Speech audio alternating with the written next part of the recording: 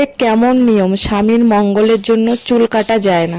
Finally guys আজকে আমি চুল কেটেই ফেলবো, আর পারছি না। বিয়ের 1 বছর না হলে নাকি চুল কাটা যায় না। চুল ছেড়েও এখানে সেখানে কোনো জায়গায় যাওয়া যায় না। চুলে প্রত্যেকদিন শ্যাম্পু দেওয়া যায় না, শনিবার, মঙ্গলবার, বৃহস্পতিবার, এমনকি স্বামীর জন্মবার। আমার প্রশ্ন একটাই, এই চুলের জন্য এত নিয়ম কেন? আর নিয়ম যদি করতে হয় শুধু কি আমরা মেয়েরাই নিয়ম করব? ছেলেদের কি কোনো দায়িত্ব বা কর্তব্য নেই? শনিবার, মঙ্গলবার, বৃহস্পতিবার চুল কাটছে, দাড়ি কাটছে, দেন বোর জন্মবারে। আমার মনে হয় নিয়ম যদি করতে হয় তাহলে দুজনারই করা উচিত। তোমরা বলতে পারো যে কেন? বউ নিয়ম করলে যদি সম্পর্কটা মজবুত হয়, পরিবারের জন্য ভালো হয়, দুজনে মিলে নিয়ম করলে সম্পর্কটা আরো বেশি মজবুত হবে। তোমাদের কি মনে হয়, কিছু কি ভুল বললাম? আমি এখন রিয়ালাইজ করছি আমি এত নিয়ম করি বলেই হয়তো আমার বরের প্রতি এত ফিলিংস। যেহেতু আমার বর কোনো নিয়ম করে না, তার জন্য বউর প্রতি কোনো ফিলিংস, কোনো টান সেরকম সৃষ্টি হয় না। আমার মনে হয় নোংরা জিনিস পরিষ্কার করাটাই ভালো, নোংরা কখনোই ভালো না। আর কোথাও কি লেখা আছে শনিবার, মঙ্গলবার, বৃহস্পতিবার মাথায় শ্যাম্পু করা যাবে না? তোমরা যদি জানো অবশ্যই আমাকে সেই লেখাটা পাঠিয়ে দিও। যাই হোক, 1 বছর পর ব্রত ভাঙলাম, আর থাকতে পারছি না। দিদিদের বাড়িতে এসেছি, দিদিকে বললাম ঠিক আছে তুই চুল কেটে দে, কারণ আমার চুলগুলো খুবই রুক্ষ,